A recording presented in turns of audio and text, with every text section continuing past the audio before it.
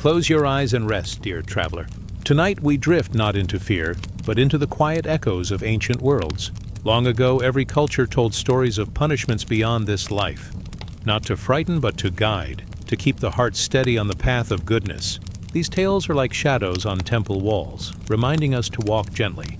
As you lie still, let these voices of the past wash over you like distant chants. Each punishment is not an end, but a mirror of the soul, a reminder that balance and peace can always be found. The winds of time will carry us through deserts of silence, rivers of memory, and skies filled with stars of wisdom. If this journey brings you peace, let me know where in the world you are listening from. And if these whispers of the ancients help you rest, you are welcome to subscribe, so you may always return to this quiet place. Night falls like a soft prayer. The wind moves gently through unseen leaves, whispering across the edges of sleep. A faint sound of running water hums far away, somewhere behind the dark horizon. The air is cool, touched with silver. Beneath the slow turning of the stars, a gate waits, ancient, vast, and silent. It is said that beyond this gate lies the place between worlds, the space where souls once paused before being carried toward light. It does not open with keys or commands. It opens only to stillness, to those who have learned to listen, to those who have laid down the noise of their hearts. Now, drift closer. Let your thoughts quiet like sand settling at the bottom of a clear river. You stand before the silent gate. The stones that frame it are smooth, older than memory. Their color is neither gray nor gold, but something softer, the color of calm after rain. Above it, the sky breathes slowly.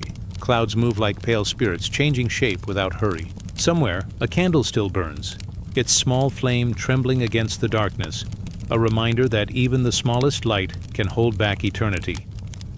The gate is not guarded. There are no watchers, no angels with swords of fire, no judges in shadowed halls. Only silence, deep and living, the kind that hums through bones and wind alike.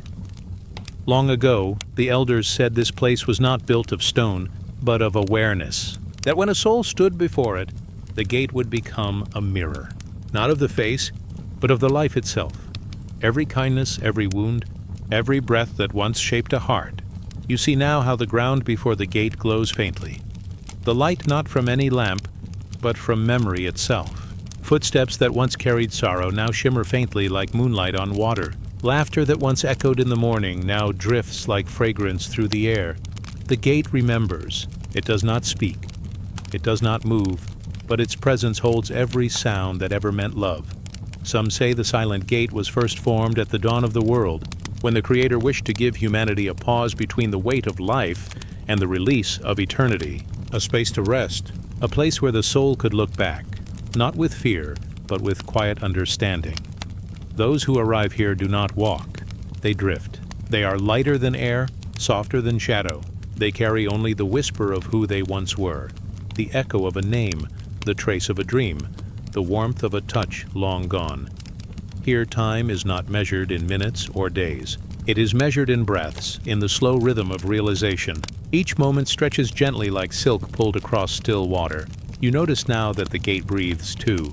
With every slow exhale, it releases a sound, a low hollow tone, like the song of wind through an empty flute. That sound reaches across the valley of stars, through fields of sleeping souls, calling softly to all who wonder. Be still, the sound seems to say. Be light, be seen. A soul appears beside the gate. He is old, though age no longer clings to him. His form glows faintly, as though made of morning fog and memory. His eyes reflect countless suns, yet his gaze is peaceful, the way the sea looks before dawn. He does not rush. He does not speak. He simply stands, feeling the quiet press of eternity around him. In life, he had been a shepherd. His hands once held the wool of lambs. His ears knew the songs of crickets and bells. Now, in this place of stillness, he remembers not his losses, but the calm that once came when his flock rested under starlight. The gate watches him, or perhaps it listens to him. A faint image flickers across its surface. The shepherd kneeling by a stream, washing his hands in cool water. The image shimmers like mist, then fades. A voice rises, not from the gate, not from heaven, but from within the silence itself. It is the sound of everything gentle, the sigh of a mother, the rustle of rain on dry soil, the heartbeat of the earth. It whispers, "What did you learn, child of dust?" The shepherd smiles faintly. He does not use words. His answer is a feeling, the memory of patience, of tending life with care. The gate glows brighter for a moment as if acknowledging a truth understood. Then the light softens again. Far away another soul comes. This one moves with hesitation. The light around her trembles like a candle in wind. Her steps leave ripples upon the ground, small waves of doubt. She was a queen once, adorned in gold and crimson. She had commanded thousands. Her words could build or break nations. But here at the gate, there are no crowns, no names, no titles, only essence. She looks into the silent stone, and what she sees makes her tremble. She sees her own power, but not as glory, rather as waves, reaching out and returning, touching others with both warmth and pain. She sees the tears of those she ruled, the laughter of those she saved, the faces of those forgotten. For a moment, sorrow passes through her like a shadow, but it does not last. The silence does not punish. It only reflects. Then comes understanding, soft, complete. The queen closes her eyes, and all the heavy gold around her heart melts away. When she opens them again, she is only light. The gate shines in answer, as if smiling. There are no judgments here, only remembering. Every soul is both question and answer, both seed and bloom. The gate exists not to measure worth, but to help one see. And in that seeing, the soul becomes light enough to move onward, through the gate, through the silence, through whatever dream waits beyond. Some say that after passing, the soul drifts into a vast meadow where the air glows with peace. Others say it rises into a great river of stars. Still others believe it returns to the world again, reborn beneath the dawn. But the gate itself does not tell. It only opens when the silence within matches the silence without. You stand there now before its vastness. The air is cool on your skin. You can almost hear your own thoughts slow, becoming smaller, softer, like petals falling into a pool. You feel the ground beneath your feet, smooth, ancient, and kind. It holds no judgment, only the quiet hum of acceptance. In the distance, faint lights flicker. Perhaps they are fireflies. Perhaps they are the souls of those who have already passed through. They move gently, forming paths of light that weave through the darkness like rivers of gold.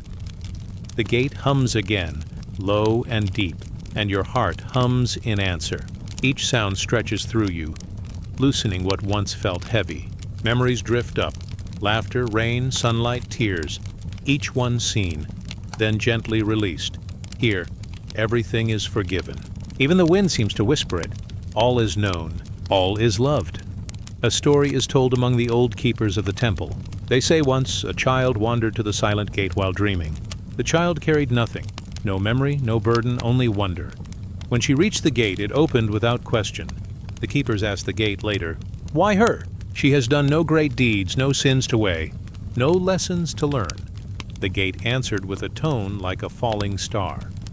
"Because she came as all should come, empty, yet full of light. That is the secret the elders tried to pass down. That stillness is not emptiness, it is the fullness of peace. When all the noise of the world has faded, when the heart beats only with love, the gate opens of its own accord. The moon climbs higher now. Its reflection lies across the plain like silk. The stars above breathe with you, slow and deep. In this soft place between worlds, every sound becomes part of a single, endless rhythm, like the pulse of the universe itself. You do not need to understand the gate. You do not need to earn its opening. You need only rest beside it. The shepherd rests. The queen rests. The child rests. Each one has found the same silence, the same peace. Each one has become weightless in the soft light of understanding. The gate, too, rests. It no longer needs to shine. It simply exists, calm and eternal, like truth itself. Now the wind returns, slow and tender. It moves through the stones, over the grass, through your thoughts. You feel its touch like a mother's hand brushing your hair. You can almost hear it speak, not in words, but in feeling. Be still now. The journey is not ending. It is changing form. You close your eyes. You breathe. Somewhere the candle still burns. Somewhere the river still hums. Somewhere the silent gate waits. Not as a wall, but as a mirror of peace. You feel yourself drifting. Not forward, not backward, but inward. into the space between thoughts, between breaths. There, everything is soft. Everything is calm. Let the gate fade now. Let the stars take its place. Their light falls gently across your mind, like snow that never melts. Each one a memory, a blessing, a soft hand guiding you deeper into rest. The air around you feels like velvet. The world grows quiet again. The sound of the gate's hum fades into your heartbeat. A perfect rhythm, endless and serene. Now there is no need to hold on. No need to think of before or after. Only the slow, golden peace of now.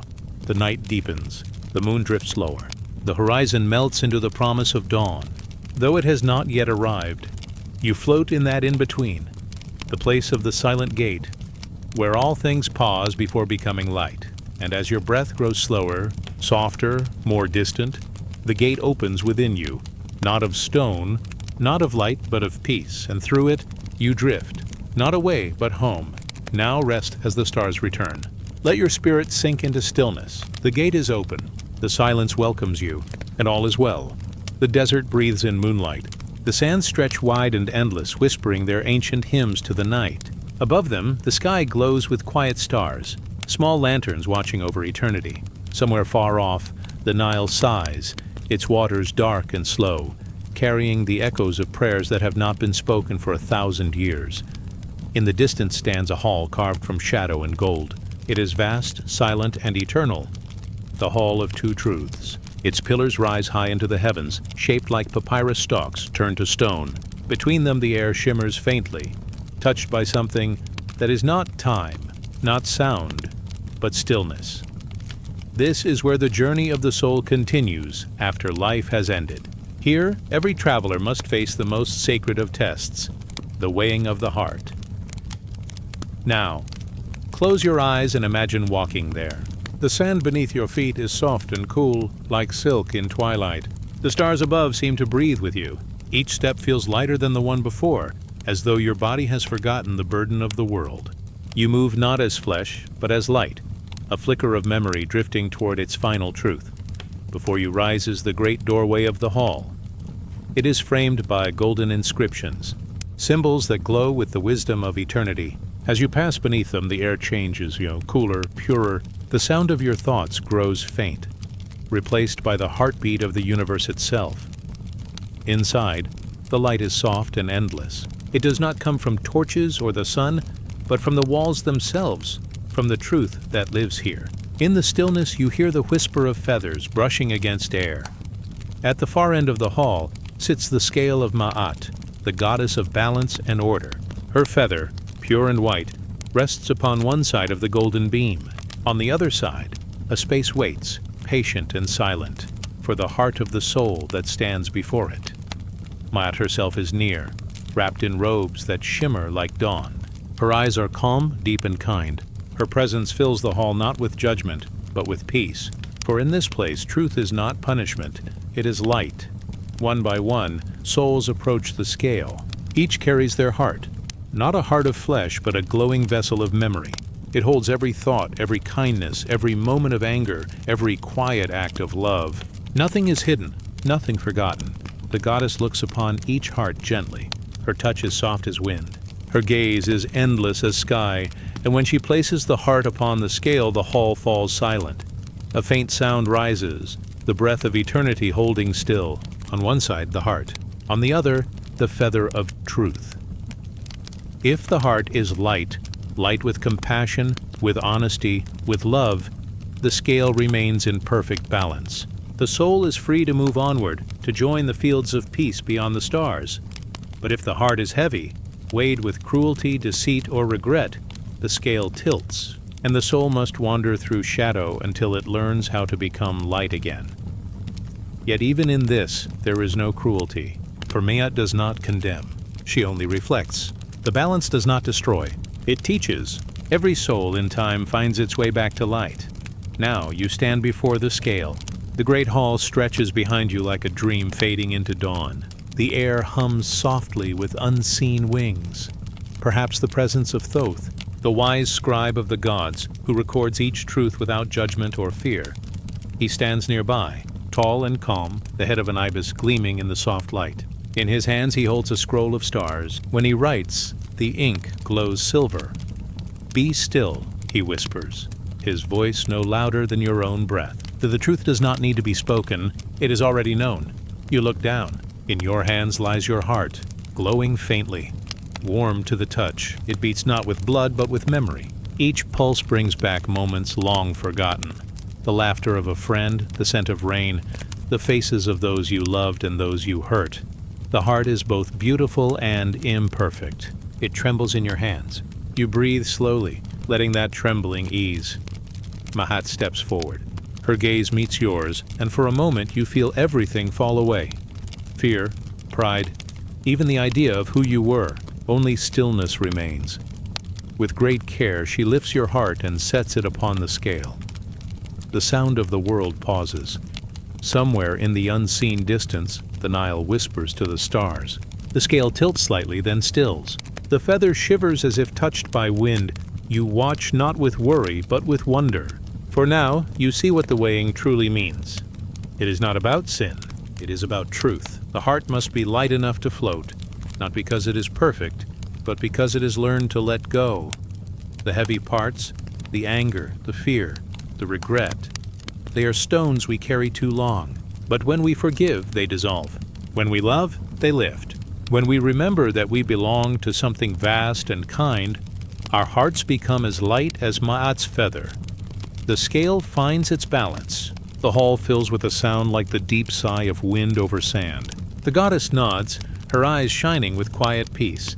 She whispers, "Your heart remembers how to rest." And with that, the light around you brightens. Not sharply, but softly, like dawn entering through sheer curtains. One by one, other souls come forward. Each one is different, each one the same. A warrior who once held the sword too tightly places his heart on the scale. It is heavy with grief. But then he remembers the kindness of those he once protected, and the scale steadies. His heart becomes lighter. A mother who loved deeply but worried too much steps forward next. Her heart trembles, full of both care and sorrow. Mayat smiles, and the feather shines brighter, as if reminding her, love, even when fearful, is still love. The balance holds true, and then a child approaches. The child's heart glows so softly it almost disappears. When placed on the scale, it does not even stir the feather. The hall fills with warmth. Mayat closes her eyes. "Purity," she whispers, "needs no measure. The gods and spirits watch in silence. Their forms shimmer like distant stars seen through water. There is no applause, no punishment, only the endless rhythm of balance and peace. In this hall, all souls are seen. All are heard. All are understood. You stand quietly, feeling the calm of this place flow through you. The walls seem to breathe. Every shadow is soft, every sound slow and kind. Thoth rolls his scroll gently and nods. "All that is written here," he says, "is not a record of judgment. It is a story of return. The heart always finds its way home." You look once more at the feather, still resting upon the golden beam. Its white strands shimmer with the light of stars. It is weightless, eternal, unchanged. This is what truth feels like, not cold, not distant, but free. Biat turns to you again. "Carry this stillness," she murmurs. "In life, and in all that follows, let your heart be a feather, not by denying its weight, but by releasing what it no longer needs." Her voice fades, yet the meaning remains, drifting through you like a breeze that never ends. The hall begins to dissolve into silver mist. The pillars fade into the horizon, becoming moonlight and air. The sound of the Nile grows clearer, closer. You feel yourself floating once more, light and calm. The memory of the scales remains, their perfect balance shining in the quiet of your mind. In that balance you sense a message. Every act of kindness lightens the heart. Every word of truth clears the sky. Every breath taken in peace brings you closer to the eternal calm that waits for all things. You drift across the sands now. The air smells of lotus and myrrh. The moon watches, gentle and full. The stars hum softly, the same song they have always sung, the hymn of beginnings, endings, and stillness. Your steps leave no trace. The desert has no need to remember them. It remembers only peace. At the horizon, the first glow of dawn touches the sky. The light moves across the dunes, soft as breath. The river gleams again, its surface smooth and endless. Somewhere a heron takes flight. Its wings open wide, catching the rising sun. The bird circles once above the water, a white shape against the morning, then glides away toward the unknown. The heart within you beats slowly, easily, no longer burdened, no longer striving, just being, soft, light, true.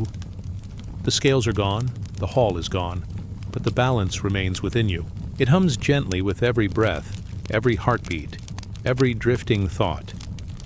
You realize that this weighing never truly ends. Each day, each word, each silence, all are part of it. And when you choose kindness, when you forgive, when you simply rest, your heart grows lighter still. Now the stars fade into daylight. The wind carries the warmth of the coming sun. And somewhere deep within, the feather of Mayat still rests, white, still, eternal. Let it guide you softly. Let it remind you that peace is not a place beyond death, but a balance within the living moment. The Nile flows on, the sand shimmers, the gods return to their dreams, and you drift into gentle sleep, your heart steady, your breath slow, the feather of truth resting quietly beside you. Now rest as the stars return. Let your heart grow lighter with every breath. For tonight the scales are balanced. All is forgiven. All is calm. All is light. The night stretches long and deep, like the slow breathing of the earth itself. Somewhere far below the world of light there lies another realm, quiet, endless, and still. It is neither cruel nor kind. It simply is, a place where the souls of the past drift like dust in water, remembering what it means to be whole. In the hush of that hidden world, there is no sun, only the faint glow of pale blossoms growing between cracks of ancient stone. Their light is not bright, just enough to see, just enough to feel safe, a soft blue glow that hums like a lullaby for those who wander without direction. This is the realm of shadows, the underworld of the Greeks, not a place of fire or fury, but of stillness and memory. The air here moves slowly, heavy with forgotten names. Each sound is muffled as though wrapped in silk, and across that vast silver plain, the river Lethe flows, a stream of forgetfulness, whispering peace to all who touch it. Here, even the shadows sleep, but not all rest easily. There are some who wander with the weight of their own deeds, not punished by gods, but by the threads they wove in life. Their chains are unseen to mortal eyes, yet felt by every soul who carries regret. They are not made of iron. They are woven from memory, from words that should have been kind, but were not, from choices left unmade, from love withheld, from truths avoided. Each link is a moment remembered too sharply. Each knot is a wish whispered too late. When a shade enters this place, those memories begin to hum softly around it. And if the heart clings too tightly, the hum becomes a weight, wrapping, coiling, binding. The more one resists, the heavier it grows, until finally the soul sits quietly, unable to move, not in punishment, but in pause. On this night, a single soul drifts along the banks of the Lethe. Its light is dim, trembling like a candle nearing its end. It does not know how long it has wandered. Time here has no edge, no measure, only the rhythm of the river and the soft glimmer of chains that shimmer faintly around it, silver threads woven from sorrow. The shade pauses beside the water, watching the ripples fade into darkness. It hears a voice, not from another but from within, a voice as old as the stars, soft as the sound of leaves falling into the sea. "You have carried these chains long enough," it murmurs. "Do you remember what they are made of?" The shade looks down, and in the reflection of the still water, it sees the memories bound to its wrists, a face of someone once loved, eyes full of trust that was broken, a promise left undone, a word of forgiveness never spoken. Each memory flickers like a fragment of moonlight, beautiful yet aching. The shade lowers its head. The chains hum again, soft and sorrowful, like wind moving through empty reeds. Far away at the heart of the underworld sits a quiet temple of stone. Within it burns a single flame, the flame of Lethe, tended by gentle hands unseen. Some say it is the light of Persephone herself, left behind to guide lost souls toward rest. Others say it is the last spark of mortal love still burning even where time does not. Whatever it is, the light of that flame calls softly to those who are ready to let go. And on this night, the shade feels it. a faint warmth touching its chest, faint but real. It begins to walk. Each step sends small ripples across the silver ground. The air grows lighter. The whispers grow softer. As it walks, the chains grow quieter too. They do not vanish, not yet, but they begin to loosen, like vines that have realized they no longer need to hold so tight. Along the path, the shade passes others. Some sit beside the river, their eyes closed, dreaming of the world above. Some wander aimlessly, their hearts not yet ready to forgive themselves. And some, radiant and free, glide through the air like feathers caught in a slow current, the ones who have already unbound their chains.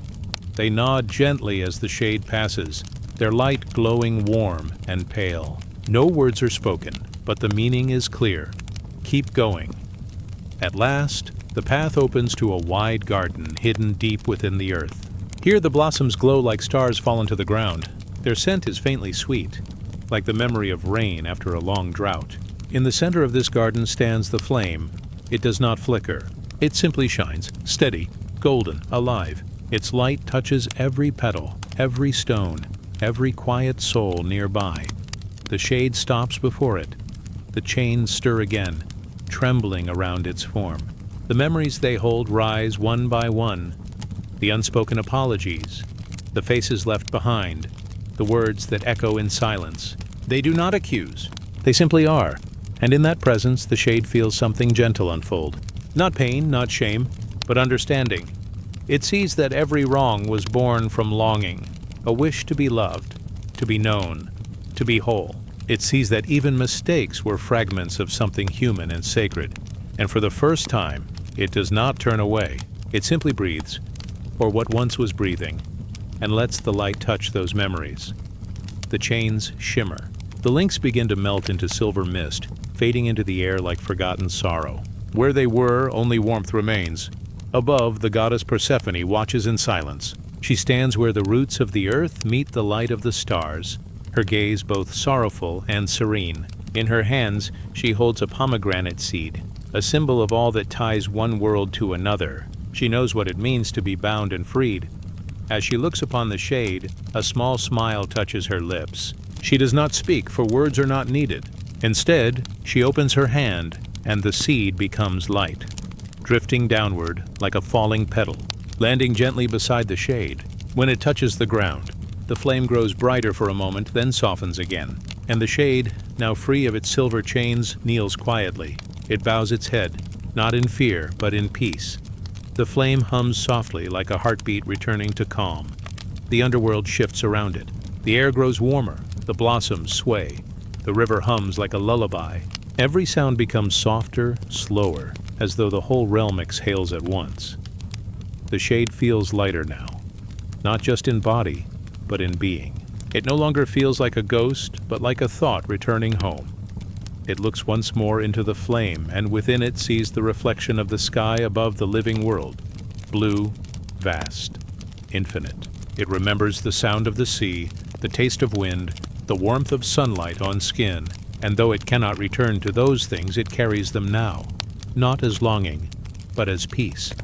The chains are gone, only light remains.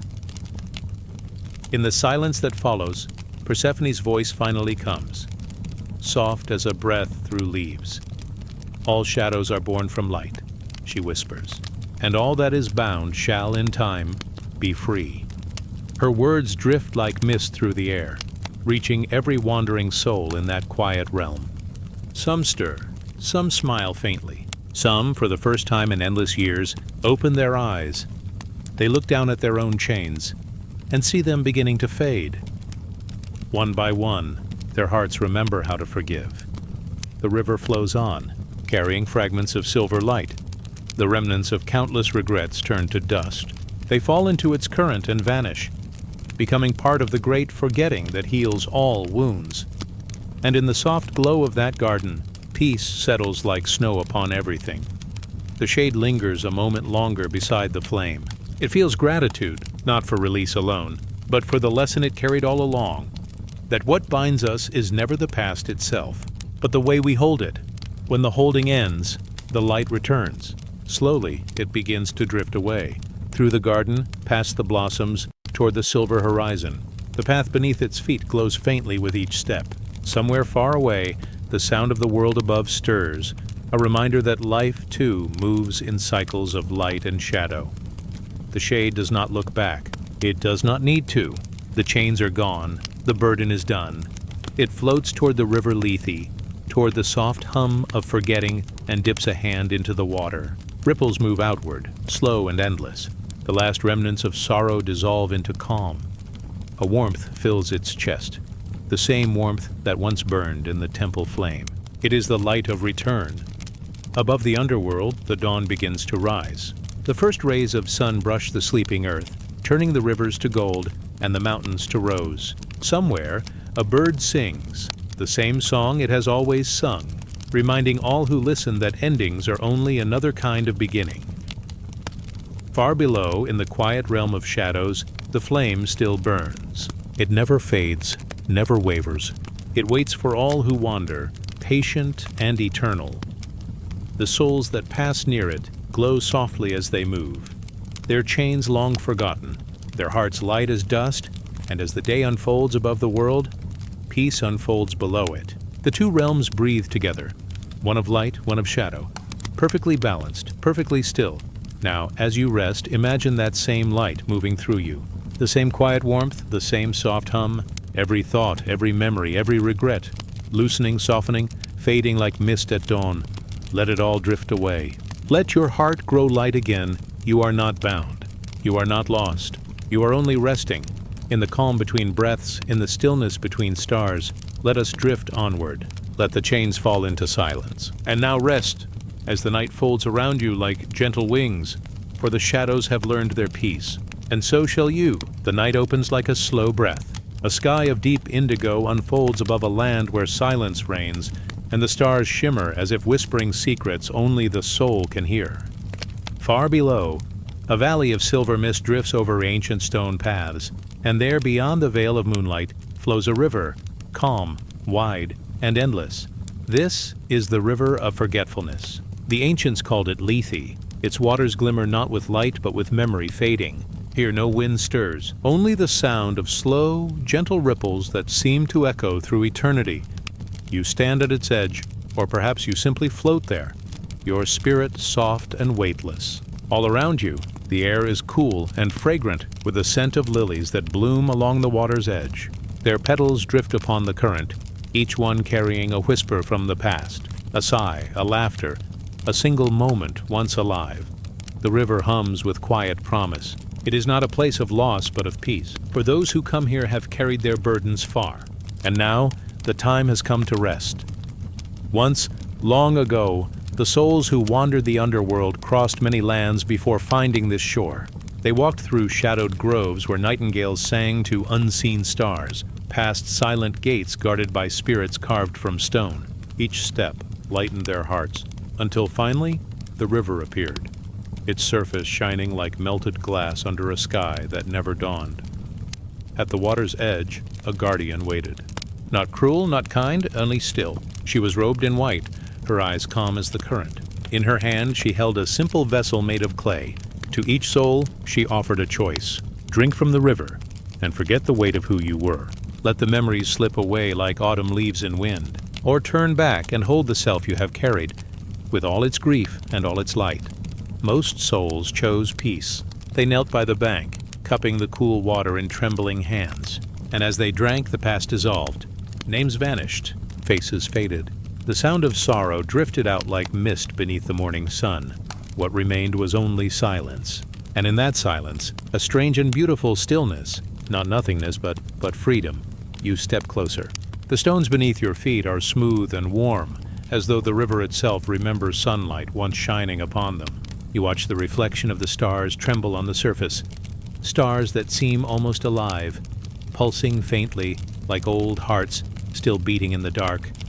The water calls to you, not with words, but with gentleness, a rhythm as ancient as sleep itself. You feel the pull, the longing to release all that clings, the fears, the memories. Even the voice that says you must hold on, for the river knows holding on is its own kind of pain. But letting go is the first breath of peace. A soft wind moves through the valley. It carries with it the fragrance of rain long fallen, of time long gone. Somewhere in the distance a flute plays, low and slow, its melody like the heart of the earth exhaling. You kneel at the edge. Your reflection shimmers. It looks back at you not as you are, but as you were. 1,000 forms, 1,000 lives, every joy, every wound, every face you once loved. They ripple in the water, each one fading as the surface trembles. Then slowly, one by one, they vanish, until only the water remains. In the ancient stories, they said that Lethe was mercy-given form. It did not punish, it forgave. To forget in this sacred sense was not to lose. It was to heal.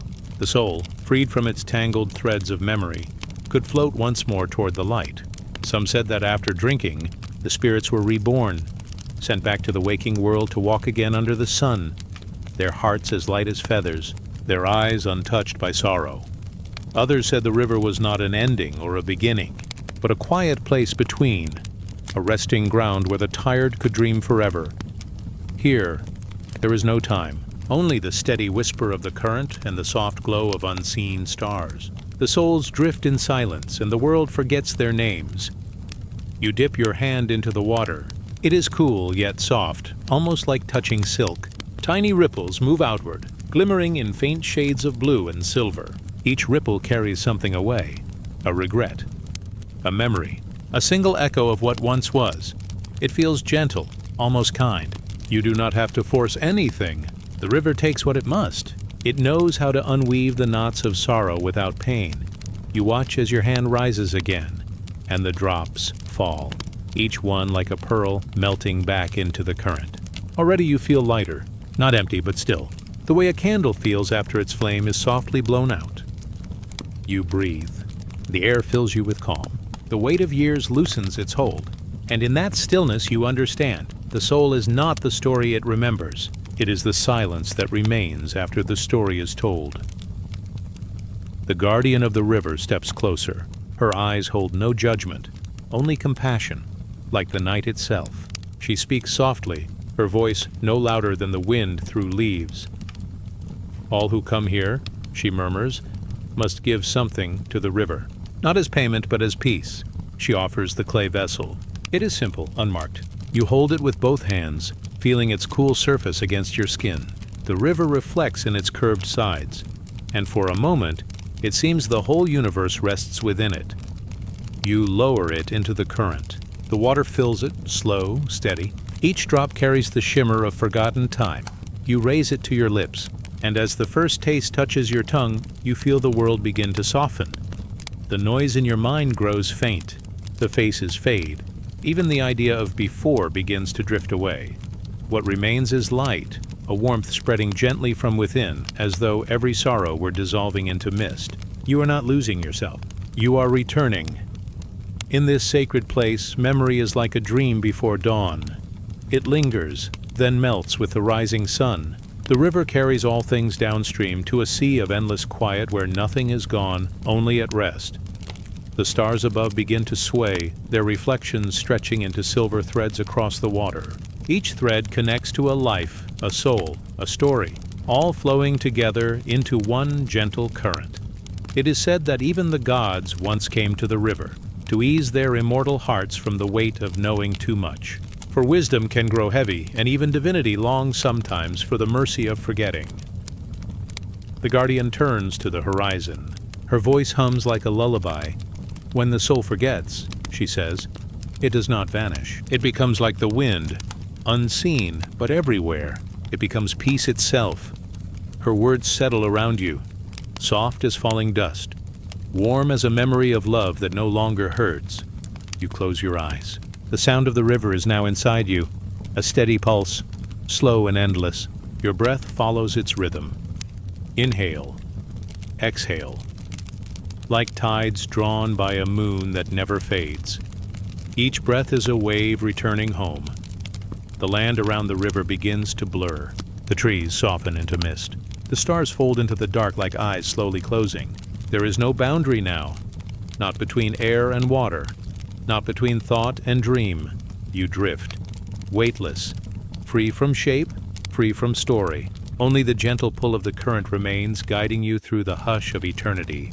The river hums a song without words. It is the sound of every lullaby ever sung, every sigh of comfort, every prayer for peace. You float upon it as if upon sleep itself, and the night holds you tenderly. For a time, or perhaps forever, you drift through the dream of Lethe. Each ripple you pass carries away another echo, until even the idea of passing fades. The river does not end. It circles back upon itself, a loop of gentle unknowing. Here there is no sorrow, no burden, no need to remember what was lost, for in forgetting, you have remembered the most ancient truth, that you are part of everything, and everything is part of you. The soul is not erased, it is cleansed. Like rain washing dust from petals, like dawn softening the edges of night. Now, as you drift further, the music of the river grows faint. The stars dim into silver mist. You feel the current slowing, guiding you toward the still waters at its heart. This is the center of all dreams, the place where motion ends and peace begins. Here the river opens into a great silent lake. The surface is glass, and beneath it lies nothing but light. You rest upon it, floating like a leaf. No thought remains, only quiet, only warmth. Somewhere far away, a bell rings once.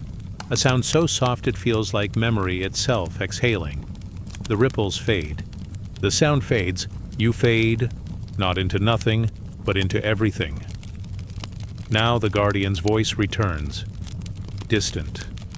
Soothing. Sleep now, she whispers. The river holds you. You have given your burdens to the current. You are free. Her words dissolve into the mist. The river hums once more, steady, patient, eternal.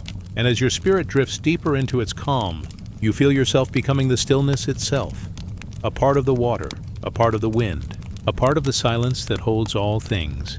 Let the stars return above you. Let the water cradle you. Let the heart forget what it no longer needs to carry. The river of forgetfulness flows onward, gentle, endless, kind. Now rest as the world folds softly into sleep. The current carries you onward, toward peace, toward light, toward home. Night has returned again, soft and soundless. The world lies beneath a velvet sky where no wind stirs and no star dares to fall. There, upon the edge of dream, a temple of quiet flame glows, its golden light flickering through the stillness like the breath of eternity. You are here now. The air is warm, yet gentle. The scent of cedar and sacred oil floats around you, and far away, a low hum of chanting drifts through the walls like a heartbeat. This is the Temple of Fire, the house of purification where no shadow survives, yet nothing is ever harmed. The flames that live here are not hungry. They do not devour, they do not consume. They are living prayers, each spark a whisper of the divine breath that gave birth to the world. You stand before them, feeling the glow touch your skin, not with heat, but with presence. It is as though light itself is remembering you. Long ago, before men had names for stars or seasons, the ancient Zoroastrians spoke of fire not as destruction, but as truth. They called it Atar, the sacred flame that burned in the heart of creation. They said that all things were born from its purity. The fire was the tongue of the gods, a bridge between earth and sky. It carried prayers upward and brought wisdom downward. In those days, there were temples where the fire was never allowed to die. Priests kept watch through day and night, feeding it with dry wood and reverent breath. They did not kneel before it as slaves before a master. They tended it as one tends a child, with love, with patience, with understanding. For they believed the flame did not demand, it revealed. It showed each soul what it truly was, and in that truth, the soul was purified, not by pain, but by light. You move closer to the fire. Its color shifts between gold and rose, sometimes deepening into soft blue at the center, like the heart of the sky trapped within it. The air trembles, but gently, like a voice speaking from a great distance. It does not call you to fear. It invites you to rest. The flame dances upon its altar of stone, casting ripples of light across the marble floor. Every reflection seems to breathe, to move with its own soft rhythm, like the pulse of life itself. In the stillness, you can almost hear the whisper of the elements, earth, water, air, and fire, each one remembering its place in the great circle. You close your eyes. The world fades. Only the warmth remains, sinking deep into your being. It is said that when the soul leaves the body, it must pass through fire. Not a fire of punishment, but of renewal. A fire that burns away all falsehood, all heaviness, all that does not belong to the eternal. The wise called it the bridge of light. They said that when a soul stands before the flame, it feels every shadow it has ever carried, each unkindness, each regret, and watches as they dissolve, turning to smoke, rising upward into silence. Nothing is destroyed. Everything is transformed, for in this sacred vision, pain is not the enemy. It is the teacher that shows the way home. You feel this now, standing in the glow, not heat, but memory. The fire touches you in places unseen. It warms the corners of your mind where sorrow once lived and whispers softly, "It is time to let go." You remember the moments that still weigh upon your heart, the words unspoken, the chances lost, the times when anger was easier than love. But here, in this temple, nothing accuses. The flame only listens. It flickers quietly and waits for the burden to lift itself. So you breathe, and with each breath, something loosens. A knot unties. A wall softens. The air moves through you, and in its passing, the hurt turns to light. The priests of the old faith knew this secret. They said that to tend the flame was to tend the soul, that each person carried a hidden spark within, the divine fire that could not die. When a man lied, the fire dimmed. When he spoke truth, it grew bright again. When he acted in kindness, the inner flame sang like a harp in the wind. And when he forgave, the fire became clear as glass, a mirror in which the heavens could see themselves. They believed that the greatest sin was not to be cruel, but to forget the flame inside, to live without warmth, to grow cold toward life. You listen to the fire. It crackles like soft rain falling on dry wood. Each sound is small, but together they weave a rhythm, a heartbeat of the world. You imagine each ember as a thought, glowing, fading, glowing again. Thoughts of love, of longing, of home. The shadows move across the walls, but they do not frighten you. They dance like gentle spirits, playing in the light of their own release. For even the shadow belongs to the fire. It cannot exist without it. Once, in the teachings of the wise, there was a story of a man who feared the sacred flame.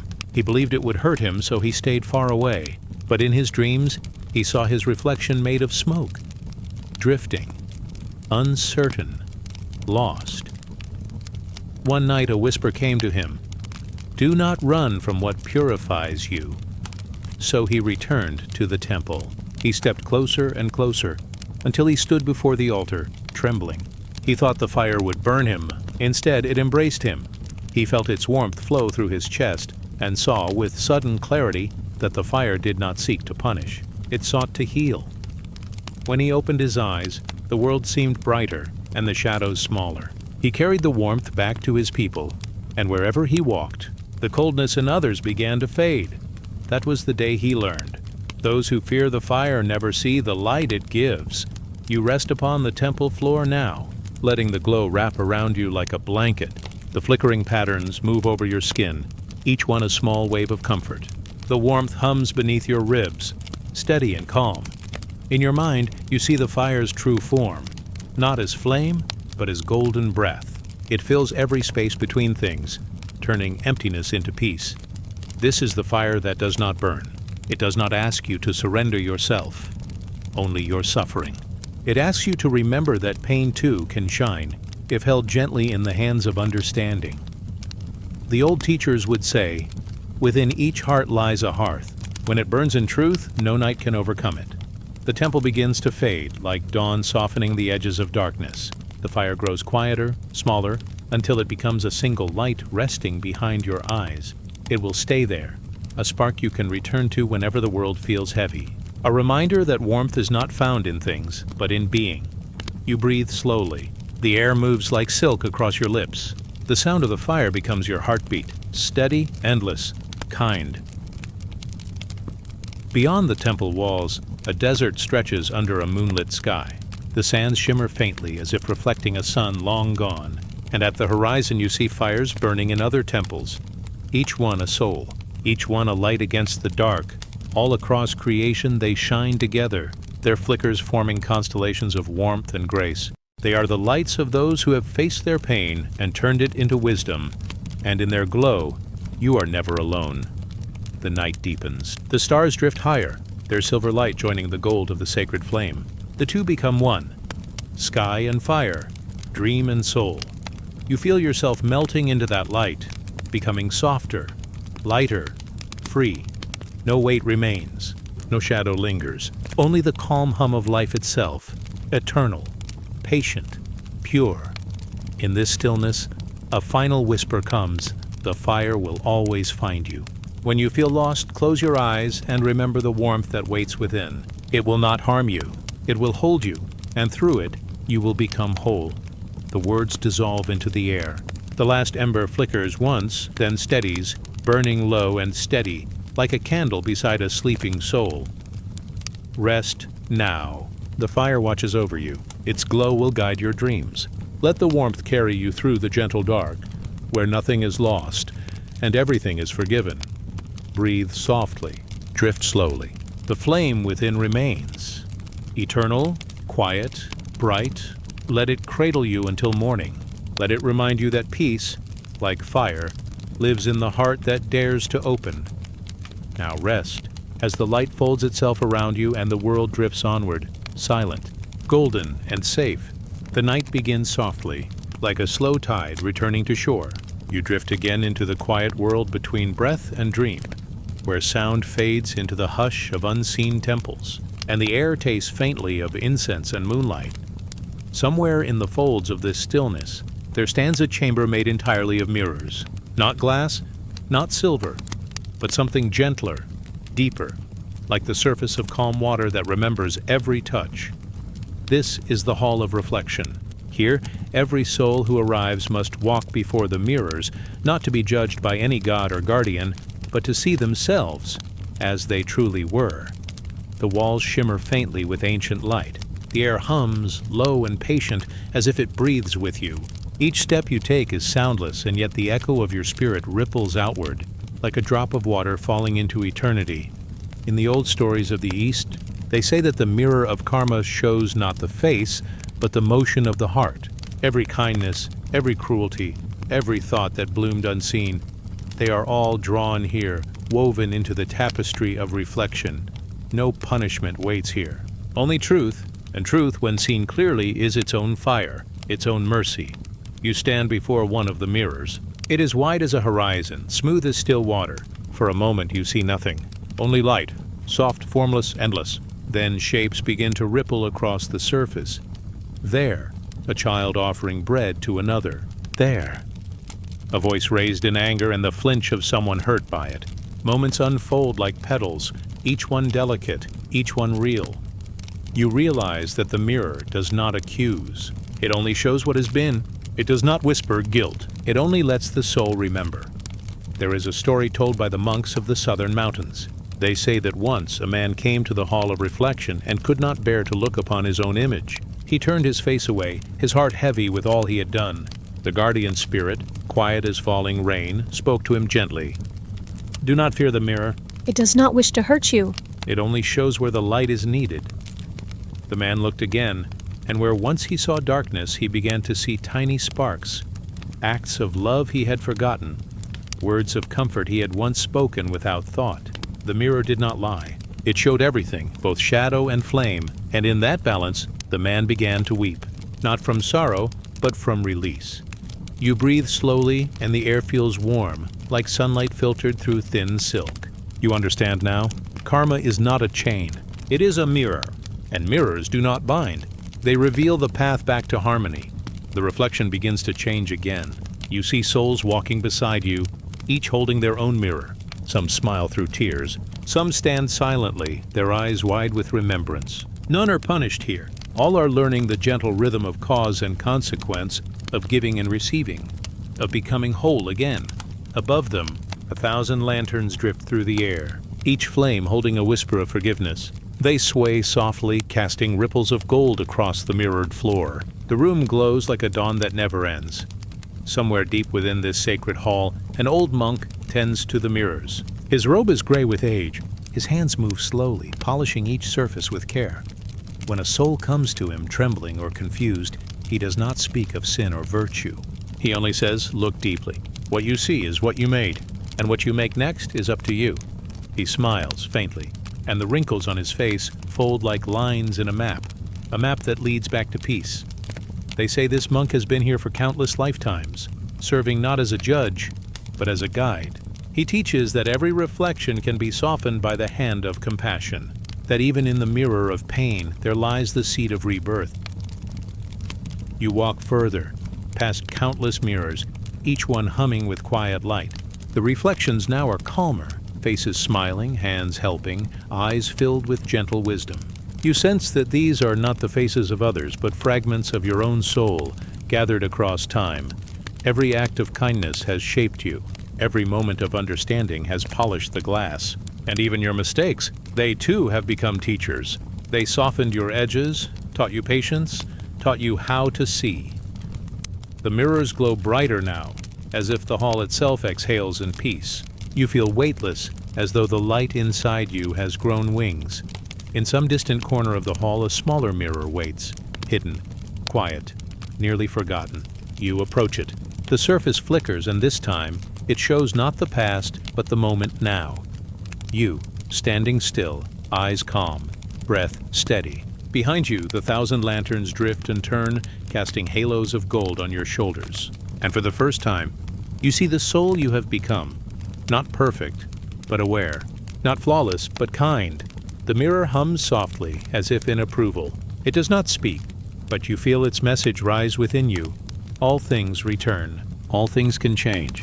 The cycle is not a punishment, it is a song, and you are learning the melody again. Beyond the mirrors, a gentle stream flows through the chamber. Its water carries tiny lights like drifting stars. They say these are moments forgiven, memories healed, sorrows washed away. You kneel beside it. The air smells of sandalwood and rain. You dip your hands into the water, and the coolness spreads through you, soft as silk. The lights gather around your fingers, and for a moment, you feel that you are part of everything. The mirrors, the monk, the lanterns, the flow of time itself. You release the water, and it carries your reflection away. Not lost, but shared. It joins the current, merging with countless others, a sea of souls returning to balance. The old monk's voice drifts from somewhere near. When a soul learns to see, it no longer fears the mirror. It becomes one. His words linger like incense smoke, rising and fading again. You close your eyes. The hall begins to dim, its light softening, its walls turning to mist. The mirrors melt into starlight. The water becomes sky, and you float, untethered, peaceful. The weight of past actions, the echo of old choices, the whisper of forgotten lives, they all dissolve into the gentle breath of the universe. Now there is only stillness, only warmth, only a quiet glow that fills you from within. You are the reflection and the mirror and the lesson, and in this moment of endless calm you understand. Karma is not waiting to catch you. It is waiting to free you. Each act of kindness is a polish on the glass. Each moment of love, a new flame in the hall. Even pain, when faced with softness, becomes light. The mirrors will always remain, but now they are your friends. They are windows, not walls. Time begins to slow again. The hall fades into the velvet dark of sleep. The lanterns drift higher, turning into stars. The river hums softly below, its rhythm matching the beat of your resting heart. You are still there, somewhere in that sacred calm. A gentle figure surrounded by mirrors of light, and every breath you take sends a ripple across eternity. A promise that you are still growing, still healing, still becoming clear. Let the reflections rest now. Let the echoes fade. The mirrors will wait for you in another dream, another night, another life. For now, you may drift onward, beyond the hall, beyond the glass, beyond even the self. The stars hum softly above. The wind carries the scent of forgiveness, and the monk's final whisper follows you. You are light learning to see itself. Now rest, as the mirrors fall silent, and the soul becomes still again. Let the night close around you like the arms of eternity. Sleep now, gentle traveler. The reflection has ended. The lesson remains. Drift onward, and let the stars return. The desert begins not with sand, but with silence. a vast and endless quiet, where even the wind seems to sleep. The stars hang low and still, like silver lamps suspended over eternity. And somewhere among those dunes, soft as sighs, a traveler walks beneath the moon. You feel the weight of warm air against your skin, not heavy, not harsh, but ancient. It hums with something forgotten, something holy. The desert stretches in every direction, an ocean of pale gold frozen beneath the night. Each grain of sand seems to shimmer faintly, as though it remembers the sun and dreams of dawn. You walk slowly, each step sinking gently into the earth. There are no roads here, only paths drawn by those who once wandered and learned. This is the desert of thirst, the land of longing, of still hearts and quiet awakenings. It is said that spirits come here when pride is burned too fiercely in them. They wander the dunes, searching for water that does not exist, until their thirst becomes something else, a prayer, a remembrance, a return. In the old Arabian tales, a man once crossed this desert with empty hands. He had built palaces of stone and gold in his life, but his soul, when freed, found itself here, alone, bare, and silent. He searched for rivers, he searched for wells, he searched even for a single drop of dew on the petals of the desert flower, but the land remained still and the moon gave no answer. For many nights he walked without rest. His throat burned like the sand itself, yet no water appeared. And then one evening, when the stars flickered like lamps in the far sky, the man fell to his knees.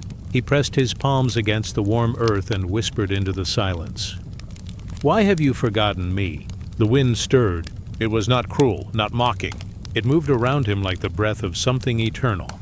From the quiet came a voice, soft as a sigh, ancient as the stars. "The desert forgets no one," it said. "You have not been denied water. You have been denied pride." The man lowered his head. He understood then that his thirst was not of the body but of the soul. For years he had spoken to the world, but never listened. He had commanded but never bowed. He had drunk from every cup but humility. The next morning the air shimmered with a gentle mirage. Before him stood a small oasis, its water glimmering like melted glass. He reached toward it, trembling, but his reflection looked back, tired, proud, and still unsoftened. He stepped closer. The reflection did not drink. It only watched, and so, for the first time, he sat before the water and waited. The days passed. The sun rose and fell, and the moon kept watch. The man learned to breathe, to listen, to be still. And slowly, the water began to move closer, not by his will, but by grace. It came to him as the heart comes to peace when it stops struggling. He cupped his hands and finally drank. The water was cool, sweet, and filled with memory. It carried no words, only truth, that to drink deeply, one must first empty the cup. You walk onward, and the sands shift like quiet waves beneath your feet. The stars above seem brighter now, as though the heavens themselves lean close to listen. Every dune is a curve of gold shadow. Every ripple of sand tells the story of another soul who once wandered here, learning to surrender. You hear whispers in the wind, soft, distant voices, like prayers spoken by the sleeping. They are not lost spirits, but those who learned and stayed, guardians of this stillness. They say humility is not lowering the self, but remembering the whole. That every grain of sand, every drop of water, every soul and stone belongs to the same breath. You feel it now. The desert is not empty. It is full of silence, full of memory, full of peace. Far in the distance, a small flame glows in the night. You walk toward it. It is a lamp set beside an old clay bowl filled with water. An old woman sits nearby, wrapped in linen the color of twilight. Her face is lined with gentle years, her eyes glowing with the light of quiet understanding. When you approach, she looks up but does not speak. Instead, she gestures toward the bowl. The water inside reflects the moon. You kneel beside it. The air is warm and still. You see your reflection, not your face, but your spirit, softened by the long walk. The woman finally whispers, "Drink, if you have learned." Her voice carries no challenge, only care. And as you lean forward, you realize you are not thirsty for water anymore. You are thirsty for peace. You take a sip. It tastes of morning rain, of tears forgiven, of promises renewed. The woman smiles faintly. The desert gives water to those who stop asking for it, she says. And then she fades, like a mirage returning to the stars. You rest by the bowl for a while. The sand hums quietly around you.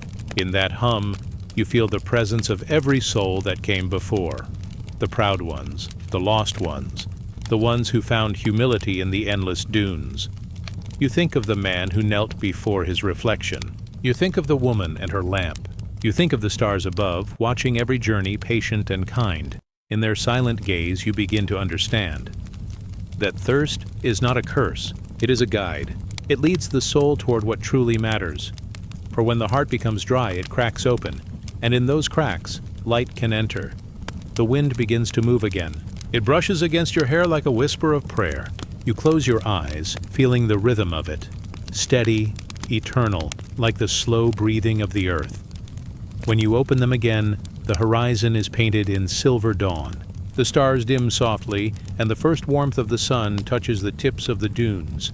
The desert glows, not as a place of suffering, but of peace. Every grain of sand gleams with quiet purpose, each one part of something vast and kind. You begin to walk once more, but your steps feel lighter now. The thirst has gone. In its place, there is calm. You realize that the desert never denied you water. It taught you to find it within. Every breath, every step, every silence was a drop of clarity, slowly filling the well of your heart. As the sun rises higher, the air shimmers with golden heat. Yet you feel no discomfort. You feel at home. The dunes sway softly like waves, and the sky expands endlessly, as if inviting you to rest. The horizon melts into light.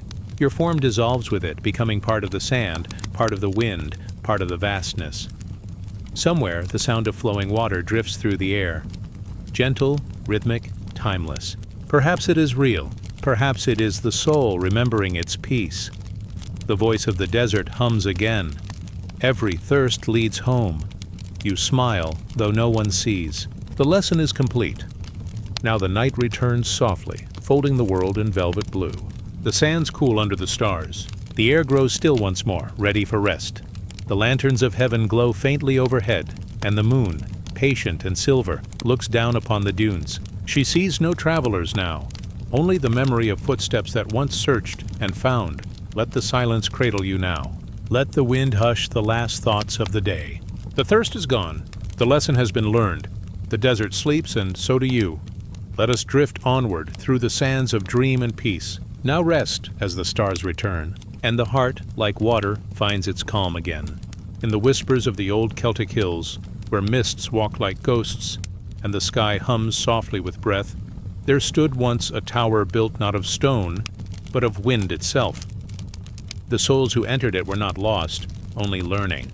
For in the endless turning of air, pride is polished into peace. Night falls gently across the highlands. The sky stretches wide, a pale blue curtain drawn over distant mountains. The wind hums softly, low and endless, like a lullaby older than memory. You are drifting now. The room fades, and the sound of the world softens. In its place there comes a feeling, the touch of cool air, tender and alive. It brushes your cheeks, as though greeting you by name. Beneath that wind, the land unfolds, rolling fields of silver grass, quiet streams winding like ribbons through the dark. The moon rises, full and kind, hanging above the quiet hills. And there, on the far edge of the horizon, something tall shimmers. A tower that does not stand, but flows. Its shape is uncertain, its edges shifting, made of air itself. The Tower of Wind. The old Celts said it was not built, but breathed into being. Long before villages had names, when the world was young and still soft with dawn, a whisper rose through the valleys. It carried stories of spirits who once believed they could conquer the wind, who sought to command what was meant to flow. They were souls of great pride, warriors, kings, poets whose words were sharper than kindness. Each of them thought themselves untouched by the air, untouched by the unseen. And so the wind gathered, patient and unseen, and built its tower, not to punish, but to teach. For the wind, in its wisdom, never breaks what can be softened. You walk toward it now. The grass bends beneath your feet, sighing softly. Each step feels lighter than the one before, as though the earth itself is letting you go. Above you, the air grows alive, swirling in slow circles, luminous beneath the moonlight. The tower hums, not with sound, but with vibration. It moves like breath. When you reach its base, there are no doors, no walls, only a spiral of air that draws you inward. And though no hand touches you, you begin to rise. Inside the tower of wind, all is motion. The air spins gently, lifting you upward through unseen currents. The world below drifts away. The fields, the moonlit streams, the still night, until all that remains is sky. You do not fall. You float. The wind holds you, as though it knows the rhythm of your breath. And in that rhythm, stories unfold. The first soul appears, a chieftain wrapped in silver mist. He once ruled with a voice that struck fear through men. He believed the wind bent to his call, that nature would kneel before his command. But when he entered this tower, the wind answered him with silence. For days, for years, time forgotten, he called, and the wind said nothing. Only when his voice broke into quiet, when the pride within him fell like rain into still water, did the wind begin to move around him again. It whispered through his chest, not as a conqueror, but as a friend. It taught him that power is not in command, but in calm. That strength is in the breath that bends, not the one that shouts. You drift higher. The winds turn soft, swirling around you like ribbons of cloud. Each carries a faint tone, a note in a song without beginning or end. Another vision forms. A poet this time, her hair long as twilight. She believed her words could change the heavens, that her voice could write eternity. But the wind lifted her words and scattered them, torn leaves in a storm. At first she wept, but in the stillness that followed she heard something new. The silence between her words, the music she had never written, because she had never listened. So she sat within the tower day after day, her hands open, her lips closed, until one morning a breeze passed through her palms, soft, tender, and she smiled. She had learned the secret, that silence itself was her truest poem. The winds rise again, spinning slower now. Your body turns weightless, your thoughts untangling. The stories drift through you like dreams through morning fog. There is no sound but air, the breath of the world, alive and kind. Somewhere above, light glows faintly, not bright, but pure. The higher you rise, the clearer it becomes. The wind here speaks in language older than words. It carries feelings, not sentences. Forgiveness, surrender, peace. A whisper brushes your mind. You are not what you hold on to.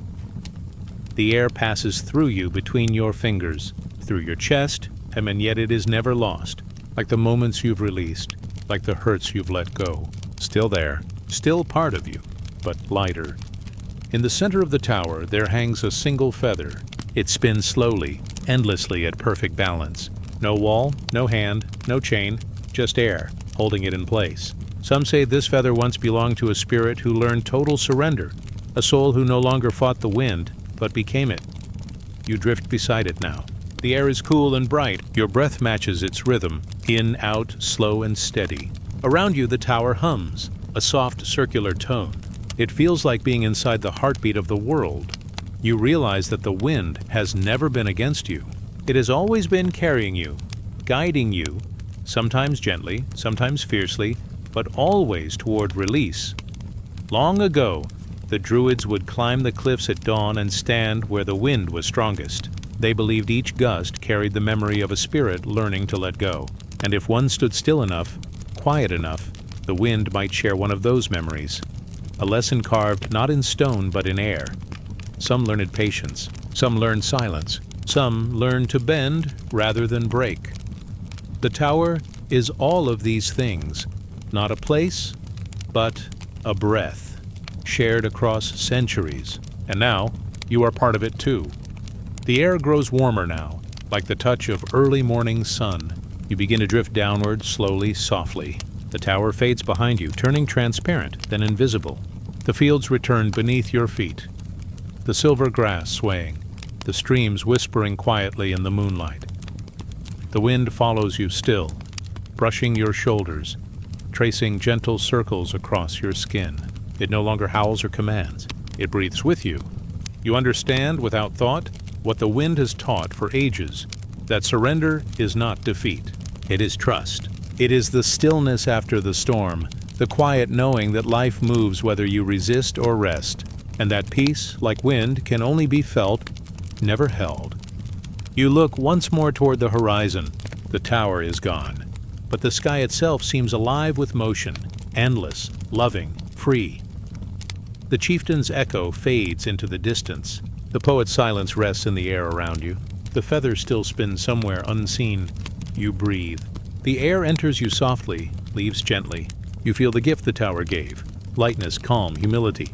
The weight of the day loosens. Your chest feels open, your thoughts like dust lifting into wind. Now the hills are sleeping. The moon sinks lower. The night folds into itself, quiet and endless. You lie beneath it all, still and safe, wrapped in invisible arms of air. The wind hums one last time, a whisper against your ear, tender as a prayer. Be like breath. Move when you must. Rest when you can. The grass bends with you. The stars drift quietly overhead. And somewhere, in the sky beyond sight, the tower of wind turns on, slow and eternal, spinning not to command, but to remind that all things in time are softened, that every soul learns to surrender, that peace is not found in holding, but in being held. Now rest. Let the wind cradle your thoughts as they fade into stillness. Let your breath carry you home, as it always has. The night deepens, the air quiets, and the tower hums faintly beyond the horizon. Forever turning, forever teaching, forever kind. Now drift as the stars return. Now rest as the wind remembers your name. The world begins in quiet gray, the color of mist before dawn. A mountain rises in the distance, tall enough to brush the edges of heaven.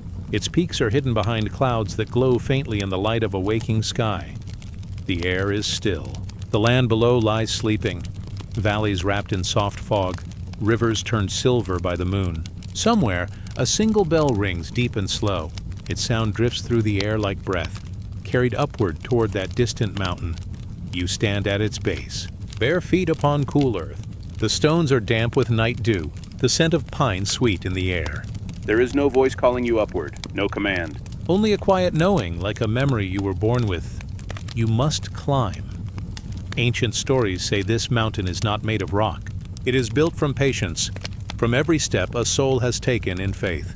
Each grain of soil, a lesson endured. Each gust of wind, a whisper from those who climbed before.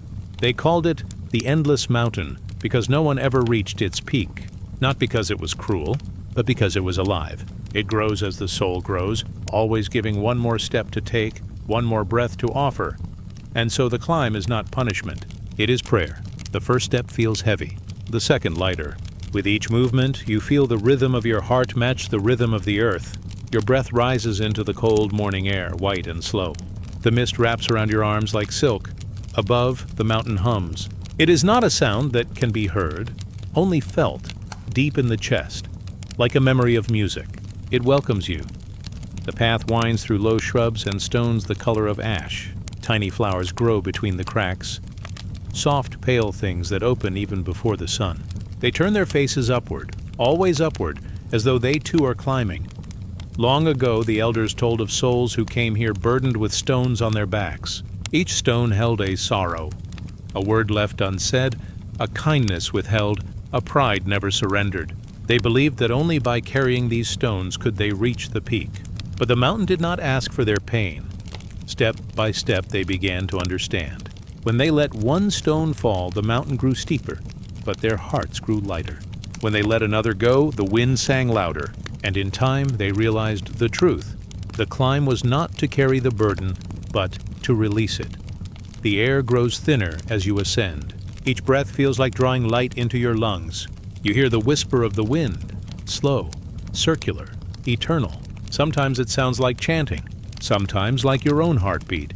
You pass the marks left by others, small cairns of stone stacked by hand, quiet offerings to the mountain. Some lean, others stand tall, perfectly balanced despite the wind.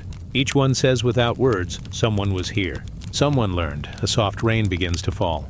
Not cold, not harsh. Like the mountain's way of washing what no longer serves. It beats upon your skin, slides down your arms. You lift your face to the sky. The droplets feel like tiny blessings. falling without choice or judgment. In that stillness, you remember the story of the silent monk.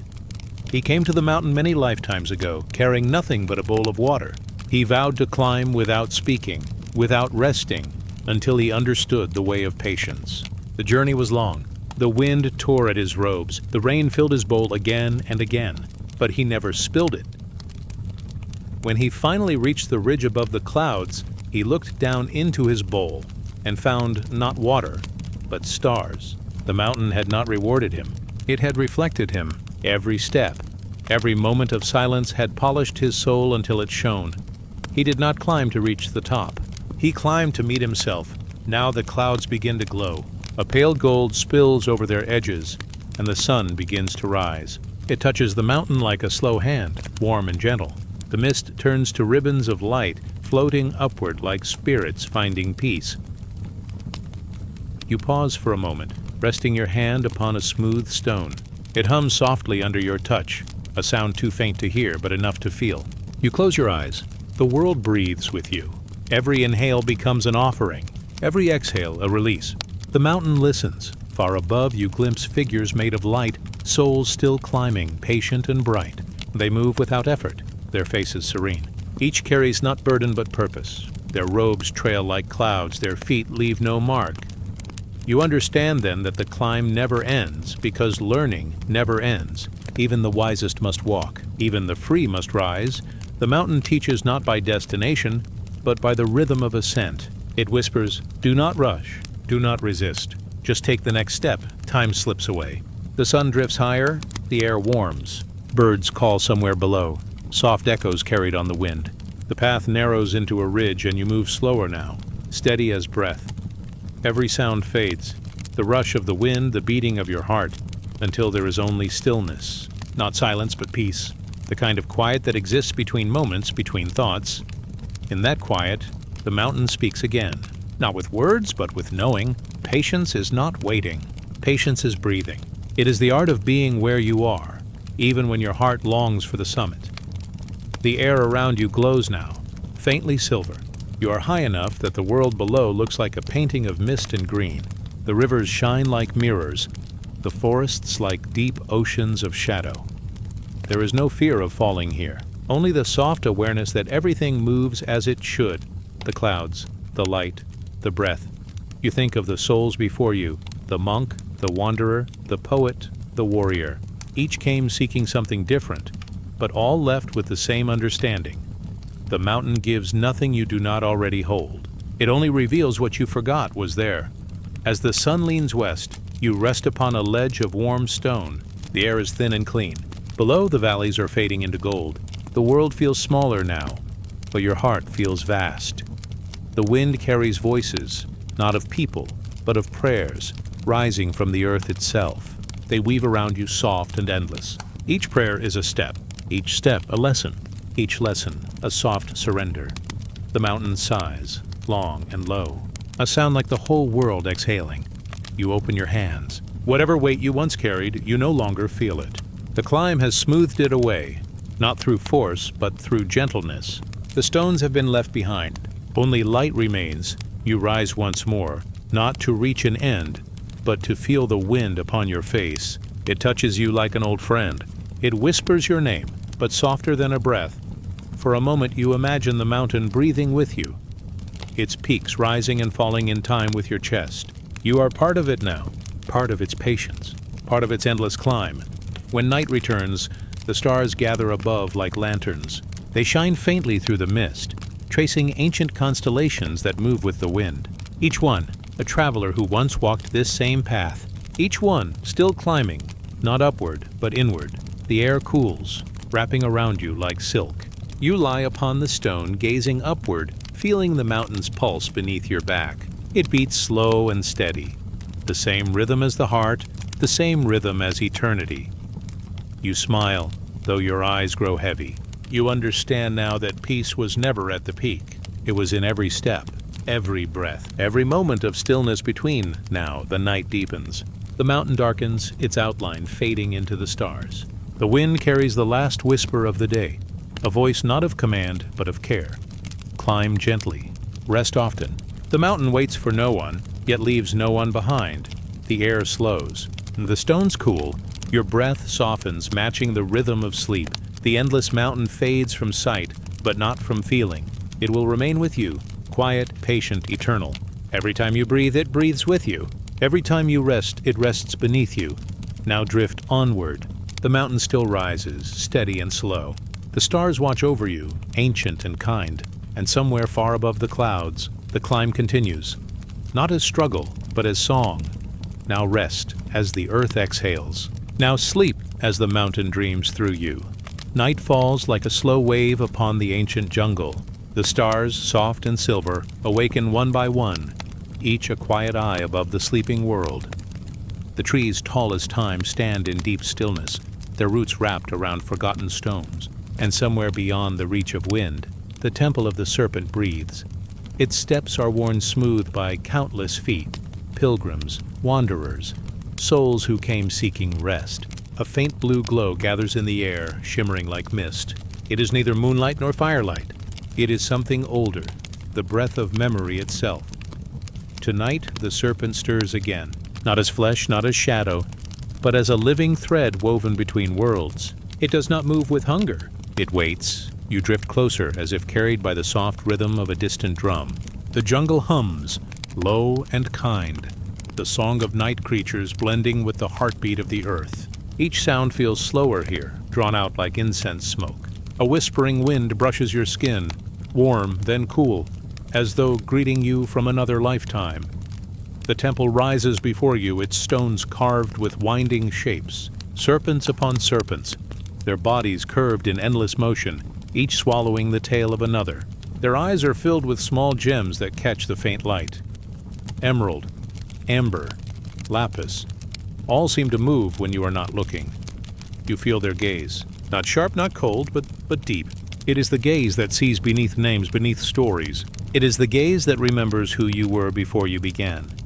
In the stories of the old ones, serpents were not feared.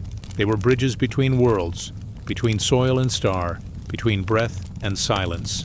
When a soul reached the end of one life, it met the serpent. And if the serpent opened its jaws, it was not an ending, it was a return. The wise said the serpent devoured the past, so the soul could be born empty, clean. To be swallowed was to shed what was heavy, sorrow, memory, time. The soul would pass through the spiral of the serpent's body, winding inward, deeper, softer, until it found the stillness at the center. There, in that quiet center, the soul remembered the light it was made of. Then, from the other end, it would emerge, newborn, nameless, free. A soft rain begins to fall. It does not rush or strike, it kisses. The drops are warm, smelling faintly of earth and flowers that bloom only at night.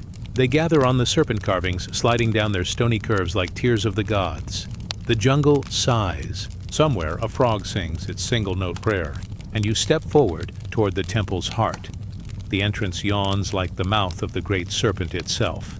Its teeth are carved from ivory stone, smooth as shells. Inside, the air glows gold and green, as if sunlight were trapped beneath water.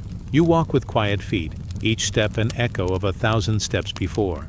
Along the walls, more serpents spiral and twist. Some have feathers, like Quetzalcoatl, the feathered one who carried dreams between the heavens and the earth. Others are made only of bone, coiling into infinity. Their shapes seem to breathe, as if they are not carved at all, but sleeping. At the center stands an altar of polished obsidian. Its surface reflects the torchlight like a pool of still water. And there, coiled around it, lies the great serpent. It is not of this world, yet it belongs completely to it. Its scales shimmer between colors, emerald, bronze, deep ocean blue. Every movement is slow, a dance between silence and eternity. Its eyes glow softly, not with fire, but with memory. The serpent looks at you. The world seems to grow still, as if the jungle itself is holding its breath. Its gaze does not pierce. It gathers. It gathers every moment you have ever been, every joy, every ache. It sees your footsteps across the sand of all your lives, and yet there is no judgment in that gaze. Only knowing, only calm. You feel your breath deepen. You feel your body grow lighter, as though the serpent's eyes have drawn all the weight from your heart. The silence around you begins to pulse, a rhythm older than words. In the Mesoamerican teachings, the serpent's gaze was called Teotl's mirror. It showed the soul its reflection, not as a face, but as a journey. Each life, each death, each dream was but one ripple upon that mirror. To look upon it was to remember that everything changes, yet nothing is lost. The serpent lowers its head, its tongue flickering softly through the air. It tastes your spirit, not your flesh. It senses the fragments you've carried. Small memories, unfinished songs, unspoken goodbyes. They shimmer around you like tiny sparks of light. Then the serpent begins to move, not toward you, but around you. Its body vast and fluid, circling like a river of stars. You stand at its center as scales slide like waves in the dark. There is no fear, only surrender. The world outside fades. The jungle, the rain, the stones, all dissolve into rhythm. The serpent's movement becomes the sound of your breath. The curve of its body becomes the shape of your thoughts. And slowly, you begin to fall inward. It is not falling as the body falls. It is falling like a leaf, drifting. You pass through layers of light and shadow, through colors that have no names. Each one hums a note, gentle and low. Together they form a lullaby older than the sky. You feel something peel away. A skin, a memory, a burden long carried. The serpent moves, and you move with it. Every turn brings you deeper into stillness. You sense that you are being remembered by the stars, by the stones, by the serpent itself. This is the passage the ancients spoke of. This is the devouring that is not destruction. To be swallowed is to be seen. To be seen is to be renewed, and so you let go, name by name, moment by moment, until there is nothing left to hold and nothing left to be held. Time ceases its counting. Only the sound of the serpent remains, a soft, endless rhythm like the tide beneath creation. You are no longer at the temple, nor within a body. You are within the serpent's dream, a dream of rebirth, of light spiraling within light. In this dream, rivers run backward, mountains breathe, and stars grow from the soil. You see the world being born again, from silence, from stillness, from a single gaze. And you understand, rebirth was never about beginning again. It was about remembering what never truly ended. The serpent uncoils, and from its center rises a glow. Faint as dawn, soft as breath. That glow touches you gently, filling you like warmth returning after cold. And where it touches, everything becomes simple. Everything becomes quiet. The serpent's gaze closes. The temple fades. Only the hum of life remains. Now, you drift once more through the rain-soaked air of the jungle. The stones are glistening, the carvings asleep again beneath their soft moss blankets. The stars shimmer faintly as though whispering farewell. The serpent is gone, or perhaps it was never separate from the sky at all. You feel your body again, calm and slow, resting like the earth itself. Your breath moves gently, in and out, like the tides upon the shore, and within your chest, a new stillness glows, the memory of being devoured and born anew. Every sound around you becomes softer. The drip of rain, the call of a night bird, the hush of leaves. The world exhales, and you drift with it. Let the stars cradle your thoughts now. Let the serpent's rhythm guide your sleep. There is no more climbing, no more searching, only rest, only renewal. You are the silence between heartbeats. You are the breath of the serpent dreaming. You are the light that was never lost. Now rest as the stars return. The jungle hums, the serpent sleeps, and the night folds around you like gentle arms. Let it all go. Let it all begin again.